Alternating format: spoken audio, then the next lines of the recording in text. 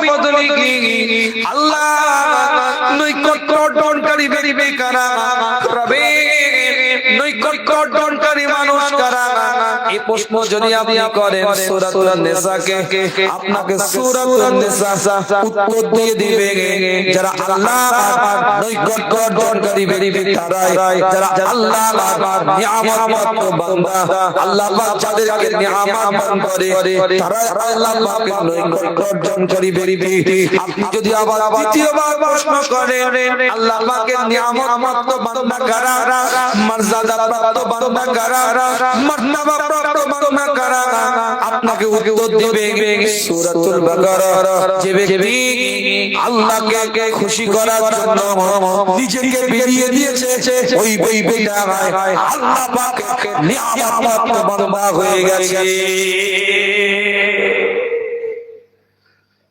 জোরে বলবেন না চিৎকার দিয়ে বলা যাবে না একটার পর একটা দলিল দিয়েছি আপনাকে খুব ভালো ভালো বুঝবেন ইসলাম নাটক করা জিনিস নয় অভিনয় করা জিনিস ড্রামাবাজি করা জিনিস নয় তারাই আল্লাহর নৈকট্য অর্জন করে ফেলেছে যারা নিজেদেরকে বিলিয়ে দিয়েছে আর এই গভীর রাতগুলোতেই তারা নিজেদেরকে বিলিয়ে দেয় সিজদার মধ্যে লুটিয়ে পড়ে মাথা নত করে আল্লাহর দরবারে সিজদার মধ্যে লুটিয়ে যায় আল্লাহর দরবারে ছোট ছোট পানি ঝরিয়ে কাঁদতে থাকে রবে দরবারে রোনাজারি করতে তার চোখ দিয়ে পানি টুসটুসলো গলা গলা আল্লাহ নবী মুহাম্মদুর রাসূলুল্লাহ সাল্লাল্লাহু আলাইহি ওয়াসাল্লাম জানিয়ে দেন আল্লাহ পাক কাছে দুটো ফোঁটা সাপ থেকে মারমানা বলা আল্লাহ পাক কাছে দুটো ফোঁটা সাপ থেকে মারমানা বলা এক নাম্বার হচ্ছে শহীদের রক্তের ফোঁটা ইসলামের জন্য শরীয়তের জন্য কোরআনের জন্য ইসলামের নীতি আদর্শের জন্য নিজের জানকে যা মনে করে নিজের রক্তটাকে রক্ত না মনে করে নিজের জীবনটাকে জীবন না মনে করে জমিনের মধ্যে বলতে থাকে ওই এক একটা ফোঁটাকে আমার মাওলা আমাদের দ্বারাই পরিপূর্ণ করে দেয় মর্যাদা ওয়ালা মাতবা ওয়ালা আমার আল্লাহ পাক বানিয়ে দেয় দ্বিতীয় ফোঁটা হচ্ছে তাহাজ্জুদের ফোঁটা বান্দা যখন তুরিকাত করে তাহাজ্জুদের নামাজগুলোকে আদায় করে আল্লাহর দরবারে দুটো হাত তুলে ফরিয়াদ করতে থাকে আল্লাহ পাকের দরবারে দুটো হাত তুলে দোয়া মাংতে থাকে আল্লাহ পাকের দরবারে দুটো হাত তুলে রোনাজারি করতে থাকে নবী মুস্তাফা জানিয়ে দেন ওই বান্দার ওই ফোঁটাটাকে আমার আল্লাহ পাক কবুল করে নেয় আমার আল্লাহ পাক নিয়ামত দিয়ে দেয় মাছি মাতবা পরিমাণ প্রিয় ওই বান্দার চোখের মধ্যে চলে আসে ওই বান্দাটাকে আমার আল্লাহ কবুল করে একটা বান্দাকে ফোঁটা দ্বারা নিয়ামতের দ্বারা পরিপূর্ণ করে ওই চোখের জন্য আমার আল্লাহ জাহান্নামটাকে আমার আল্লাহ তাআলা বানিয়ে দেয় সংক্ষেপ জীবনের মধ্যে রাতটাকে কাজে লাগা মোবাইল দেখে নয় রাতটাকে কাজে লাগা ফ্রি ফায়ার খেলে নয় রাতটাকে কাজে লাগাও যুবক ড্রিম 11 এর সময় নষ্ট করে নয় রামি সার্কেলে সময় নষ্ট করে নয় যুবক তুমি রাতটাকে কাজে লাগা জীবনের নীতিমালা তৈরি করে ইসলাম তোমাকে সম্মান দিয়েছে সবে বরাত তোমাকে দিয়েছে তওবা করো ইস্তেগফার করো আল্লাহ তোমাকে maaf করবে সবে মিরাজ তোমাকে দিয়েছে তওবা করো ইস্তেগফার করো আল্লাহ তোমাকে maaf করবে রমাদান তোমাকে দিয়েছে তওবা করো ইস্তেগফার করো আল্লাহ তোমাকে maaf করবে রবের দরবারে নিজের জীবনটার মর্মকে ঘুরিয়ে নাও যুবক তোমাকে ইসলাম সম্মান দিয়েছে তার জওয়ানি তওবা কর কুওয়াতে পয়গম্বরে জওয়ানি অবস্থা তওবাকে আমার পয়গম্বরের দরজা দিয়ে দেয় কিতাবের রিওয়ায়াতের মধ্যে পাওয়া যায় ইসলাম তোমাকে সম্মান দিয়েছে কিতাবের রিওয়ায়াতের মধ্যে পাওয়া যায় ইসলাম তোমাকে আদর্শ শিখিয়েছে তাই সীমিত সময় মনে করো না 40 পার হলে তারপরে ইবাদতের দিকে এগিয়ে যাব, মনে করো না মেয়ের বিয়ে দেব তারপরে একটু করে মসজিদের দিকে এগিয়ে যাব, মনে করো না 60 পার হলে তারপরে মসজিদে যাব। বিশ্বাস কখন আসবে কেউ জানে না, রবের দরবারে চলে যেতে হবে। দুনিয়ার মধ্যে আসার একটা ধারাবাহিকতা আছে, আগে দাদা তারপরে বাপ তারপরে পোতা, কিন্তু যাওয়ার বড় ধারাবাহিকতা না। বাপ রয়ে যাবে, দাদা রয়ে যাবে, পোতা চলে যেতে পারে, আবার পোতা দাদা রয়ে যাবে, বাপ চলে যেতে পারে, বাপ পোতা রয়ে যাবে, দাদা চলে যেতে পারে, কিন্তু কোশ্চিনকালে দাদার আগে পোতা আসবে না, বাপের আগে দাদার আগে বাপ আসবে না। তাহলে দুনিয়াতে আসার একটা ধারাবাহিকতা আছে, যাওয়ার বড় ধারাবাহিকতা না। যুবক জীবনটাকে তাই তোমাকে তৈরি করতে হবে, এই রাতগুলোকে কাজে লাগাতে হবে। কিন্তু সীমিত আপনার আমার কাছে হাতে সময়, কি করে এগিয়ে যাওয়া যায়, কি করে সাকসেস হওয়া যায়, কি করে অল্প টাইমে কোর্স করে আল্লাহ অর্জন করা যায়, কি করে সস্তাম কোর্স করে জীবনটাকে শরীয়ত বানিয়ে নিতে পারা যায়। তাই এই রাতগুলোকে কাজে লাগিয়ে সস্তাম কোর্স করে আল্লাহর নৈকট্য অর্জন করতে হবে। যুবক ইসলাম তোমাকে সম্মান দিয়েছে, ইসলাম দিয়েছে, তাজিম দিয়েছে, কিতাব করে না ভগবান আলোচনা আপনাদের মধ্যে না দলিল কিলমির দুটো কথা বলে যাচ্ছে। আল্লাহ নবী আল্লাহ রাসূল ইন্তেকালের পরে সাহাবায়ে কেরাম হুজুররা দায়িত্ব পালন করে, সাহাবায়ে কেরাম হুজুরদের পরে তাবিঈন হুজুররা দায়িত্ব পালন করে, তাবিঈন হুজুরদের পরে তাবিঈন হুজুররা দায়িত্ব পালন করে, আইম্মায়ে মুজতাহিদিনরা দায়িত্ব পালন করে, পরবর্তীতে ইমামরা দায়িত্ব পালন করে। টুকটুক করে কথাটাকে আগিয়ে নিয়ে যায়। কিতাবটা খুলে দেখেন, পরিষ্কার করে লেখা আছে একজন ব্যক্তি হঠাৎ করে বাজারে গিয়েছে, বাজারে যাওয়ার পরে একটা দিনমজুর খুঁজছে, সে তার বাড়িতে কাজে লাগাবে। একজন কর্মচারী খোঁজার জন্য বাজারে দাঁড়িয়ে আছে, অনেকজন দাঁড়িয়ে আছে কাজ করতে যাবে, একজন ব্যক্তি দাঁড়িয়ে আছে, তার দিকে তাকিয়ে বলতে থাকে যুবক ছেলে, তার দিকে তাকিয়ে বলে এই মালিক যে তুমি আমার বাড়িতে কাজ করতে যাবে। যুবক ছেলেটা বলতে পারে থাকে তিনটে শর্তে আপনার বাড়িতে কাজ করতে যাব, তিনটে শর্তে আপনার বাড়িতে কাজ করব। যুবক ছেলেটা দিকে ওই যুগের একজন নেককার বান্দা বলতে লাগে শর্তগুলো বলো। যুবক ছেলে বলছে এই জায়গায় সবাই একদিনের রোজ 4 দিরহাম নেয়, আমি আপনার কাছে 3 দিরহাম নেব। শর্ত হচ্ছে দ্বিতীয়, আমাকে নামাজে আযান যখন হাইয়া আলাস সালাহ হাইয়া আলাল ফালাহ আওয়াজটা দিবে, আমি কোনো কথা বলবো না, টুকটুক করে আমি মসজিদের দিকে এগিয়ে যাব। আর তৃতীয় শর্ত হচ্ছে আমার নাম, আমার ঠিকানা, আমার কিছু জিজ্ঞাসা কেউ করবে না, আমি আমার ডিউটি পালন করব, আমি আমার গন্তব্যস্থলে আবার ফিরে চলে আসব। কি বলছে বুঝতে পারছেন? কেউ জিজ্ঞেস সবাই 4 দিরহাম নেবে একদিনের রোজ, আমি 3 দিরহাম কম আজান হবে মসজিদে যাব।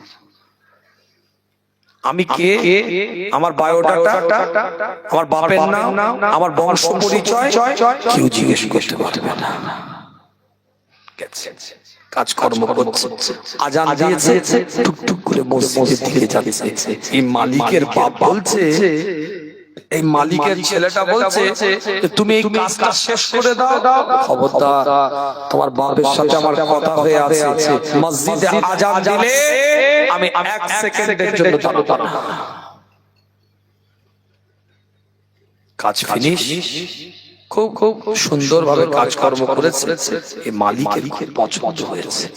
দ্বিতীয় দিন খুঁজতে গেছে, ওই যেখানে কাজের জন্য, কর্মীর জন্য শ্রমিক পাওয়া যায়, সেখানে গিয়ে ওই ব্যক্তিটা না, ওই ব্যক্তি মাসে সপ্তাহে একদিন কাজ করে, আর যে অর্থটা হয় তার নিজের হয়ে যায়, সারা সপ্তাহ অর্থ ওই অর্থটা দিয়ে কোন রকম চালিয়ে নেয়, আবার 1 সপ্তাহ পরে কাজে আসে। ওই মালিক টুকটুক করে খুঁজে ওই বাড়িতে গেছে ওই ছেলেটা। কিছুদিন পরে যাওয়ার পরে দেখছে ছেলেটা ছেলেটা অসুস্থ, বিরাট জ্বরে কাঁপছে। তোমার যুবক ছেলে, তরতাজা ছেলে বলে শোনে আমি বাঁচব না, আমার আল্লাহ আমাকে ইলকাম করেছে, আমি রাত্রিতে মারা যাব, আপনি কালকে আসবেন, এই যে কিছু অর্থ আছে এই টাকাটা দিয়ে আপনি কাফন কিনে আমাকে দাফন করবেন, আর এই আংটিটা বাদশা হারুন আর রশিদের কাছে গিয়ে বলবেন যে এই আংটিটা নিয়ে এসেছেন আপনি হারুন আর রশিদ। এই বেচারা কথা তো রাতে ঘুমের আর আসছে না, ঘুম ভেঙে তাড়াতাড়ি গেছে তার কাছে, মুখটা খুলে দেখছে মানুষটা মারা গেছে, যুবক ছেলে মারা গেছে। দাফনাস্তা করে আংটিটা নিয়ে তার কথা মতো হারুন আর রশিদ দরবারে দাঁড়িয়ে আছে। হে ভালো করে বুঝবেন, আল্লাহ নবী মুহাম্মদ রাসূলুল্লাহ সাল্লাল্লাহু আলাইহি ওয়াসাল্লাম যে জীবন আদর্শ পৃথিবীর মানবের কাছে তুলে দিয়ে গেছে, যে সুন্দর জীবন ব্যবস্থা পৃথিবীর ব্যক্তিদের কাছে, ঈমানদারদের কাছে আজকে কত সুন্দরভাবে আল্লাহ রাসূল উপস্থাপনা করে গিয়েছে তার আদর্শ। বাদশা হারুন আর রশিদ তৎকালীন যুগের একজন বড় ধরনের নামী দামি বাদশা, তার দরবারে গিয়ে পরিচয় দিয়েছে, ঠিক মতন কথা বলছিল না। যখন আংটির পরিচয়টা দিয়েছে বাদশা হারুন আর রশিদ টুকটুক করে নিয়ে গেছে, আস্তে করে সাইডে দিয়ে গিয়ে বলে এই আংটি তুমি কোথা থেকে পেলে? বাদশা হারুন আর রশিদের দিকে লক্ষ্য করে ওই মানুষটা বলতে থাকে, এই ব্যক্তিটা বলতে থাকে আমাকে একটা যুবক ছেলে দিয়েছে, সেই যুবক ছেলেটা এই কথা আমাকে বলেছে। বাদশা হারুন আর রশিদের চোখে পানি তুষার দিয়ে যায়। বাদশা হারুন আর রশিদ রোনাজারি করতে শুরু করে। আল্লাহ পাকে ওই বাদশা হারুন আর রশিদের দিকে লক্ষ্য করে জিজ্ঞাসা করতে থাকে, ওই বাবা আমাকে কিছু বললো না, আপনিও কিছু বলছেন না, ওই বাবা আমাকে এতগুলো দায়িত্ব দিয়ে গেল কিন্তু নিজের পরিচয় আমাকে বললো না, নিজের কথা আমাকে জানালো না, আর আপনিও কিছু বলছেন না।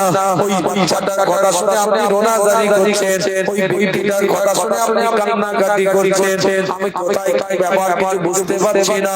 ওই সময় বাদশা হারুন আর রশিদ আবেদা নেককার বান্দাটা দিকে তাকিয়ে বলে, ওই সন্তান অন্য কেউ ছিল না, ওটা আমার কলিজার টুকরা, আমার সন্তান তোমার হাতের মধ্যে আংটিটা তুলে দিয়েছে। আপনার ছেলে শ্রমিক, আপনার বাচ্চা লেবারের কাজ করে, কি বলছেন আপনি? আপনার সন্তান দেড় মজুর করে, অবাক কি বলছেন? না এমন একটা মানুষের সোহবতে গিয়েছে, ওর বালাখানা, অর্থ, সম্পদ, আমার বাবা, ক্ষমতা, আধিপত্য, ইস্কাটা, লোকবল, জনবল, ওর কিছুই ভালো লাগে না। ও আল্লাহর দিওয়ানা হয়ে গেছে, এমন একটা বান্দা সোহবতে গেছে, আমার বাদশাহিত্ব ছেড়ে দিয়ে সে নির্জনে গিয়ে নিজে পরিশ্রম করে কিছু আয় ইনকাম করে, নিজের মতন খেত। এই আংটিটা আমি হারুন আর রশিদের নিশানা, আমার বাচ্চা কোথায়? সে আমার বাচ্চা, তোমার বাচ্চা কালকে মারা গেছে, চলো কবরে নিয়ে চলো, আমি আমার বাচ্চার খবর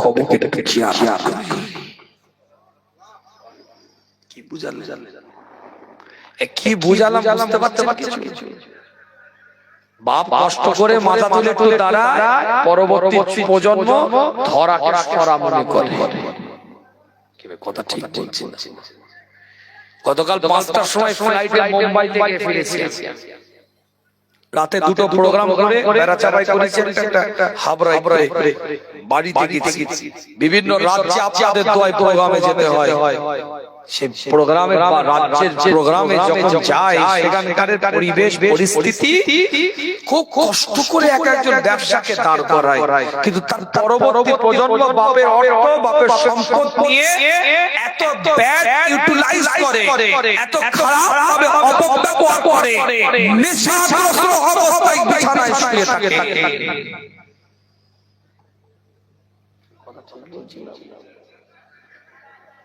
শিক্ষা নেওয়ার ব্যাপার আছে। আপনি কষ্ট করে মাঠে ঘাটে চাষাবাদ করে অর্থ দিয়েছে আল্লাহকে, ছেলেটাকে একটু ভালো করে মানুষ করতে চাইছেন, কিন্তু লাইনে নেই।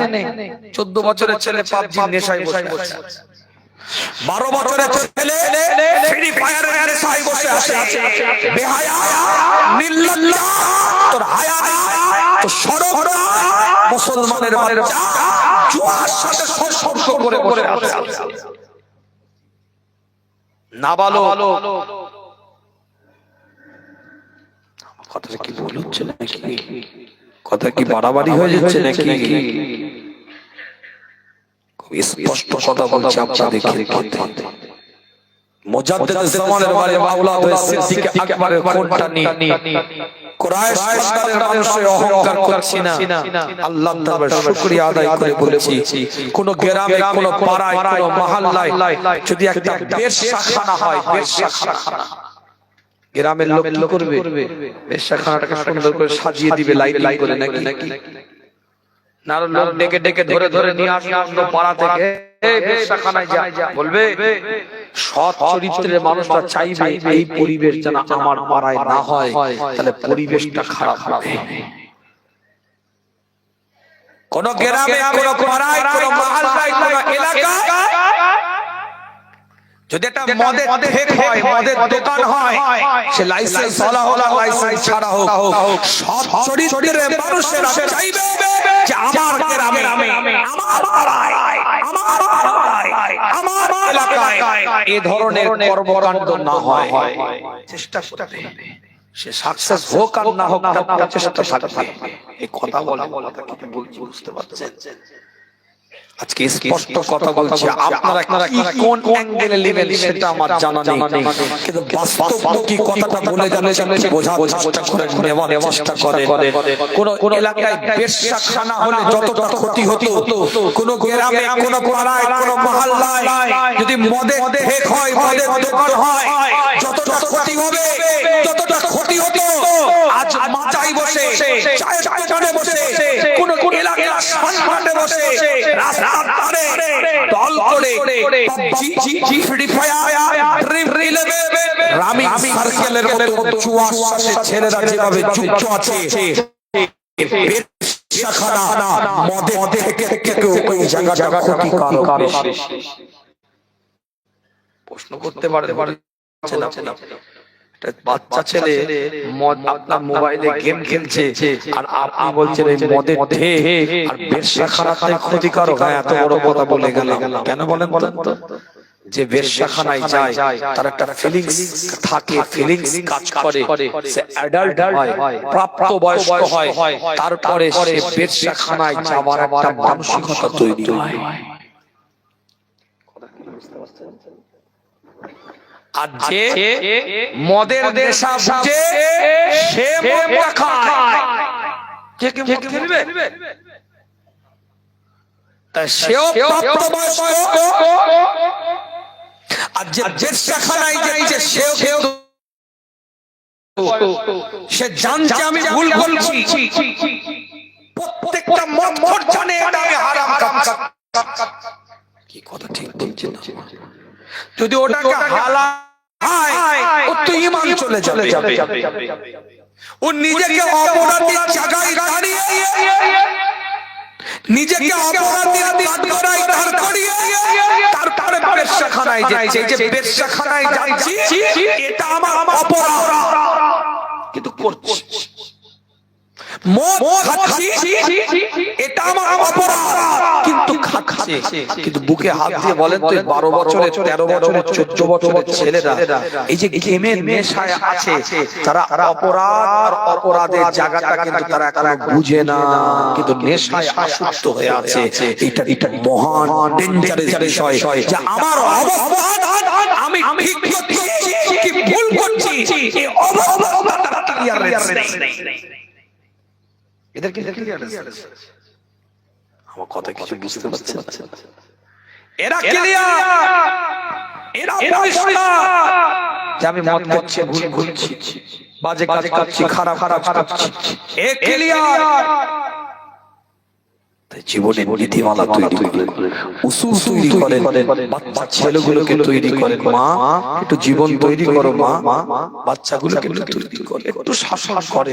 খুব সমাজে কঠিন অবস্থা, ঘরে ঘরে এমন হয়ে গেছে পরকীয়ায় লিপ্ত মানুষ। দু ছেলের মা চার ছেলের হাত বাপের হাত ধরে নিয়ে চলে যাচ্ছে,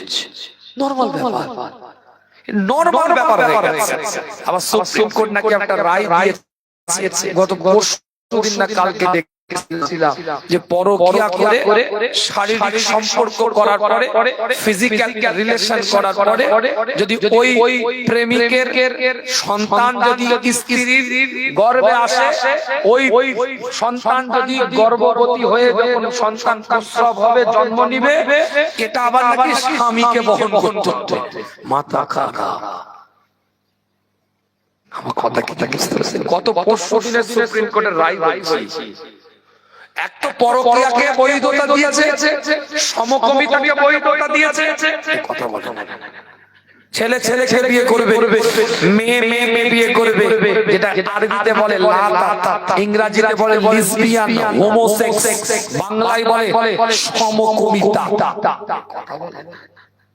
পরকীয়া বৈধতা দিল, আবার বলছে প্রেমিকের সাথে ফিজিক্যাল রিলেশন করার পরে, শারীরিক সম্পর্ক করার পরে ওই স্ত্রী যদি গর্ভবতী হয়, ওই বাচ্চা যদি প্রসব হয়, তারপরে ওই প্রেমিক নিবে না, স্বামীকেই হইতে ঝালতে হবে। তা আমার কথা বলছি নি, সুপ্রিম কোর্ট তোমার ভারতের নাগরিককে এটা মেনে নিতে হবে, কোর্টের আইনকে। কি মাথা মোটা আইন রে বাবা, আমার কথা কিছু বুঝতে পারছেন? সমাজ কঠিন জায়গায় চলে যাচ্ছে আস্তে আস্তে। আল্লাহ আমাদের সকলকে কবুল করেন, সকলে বলেন আমিন। নিয়ামতের দ্বারা পরিপূর্ণ করে জীবনে নীতিমালা না তৈরি করলে সব বেকার হয়ে যাবে। আসেন, ফিরে আসেন। ভুল আছে, ত্রুটি আছে, খাতা আছে, ফিরে আসতে হবে। জীবনটাকে একটা রুটিন এর মধ্যে তৈরি করতে হবে। একটা বান্দাকে আল্লাহ কবুল করবে। এই রাতগুলো দুরুদ দেন। শবে মিরাজ চলে গেছে, মন খারাপ করার কিছু নেই। শবে বারাত আছে, রাতটাকে কাজে লাগান। শবে বারাত চলে যাবে, তাও মন খারাপ কিছু করার নেই। লাইলাতুল কদর পড়ে আছে, রাতটাকে কাজে লাগান। সব রাত চলে যাবে, তাও মন খারাপ করার কিছু নেই। তাহাজ্জুদের ওয়াল তারপরে দাঁড়িয়ে রোলা পড়ে যান। আল্লাহ আপনাকে কবুল করে একটা পরিবারে ওলি বানিয়ে দিলে, জোরে জোরে।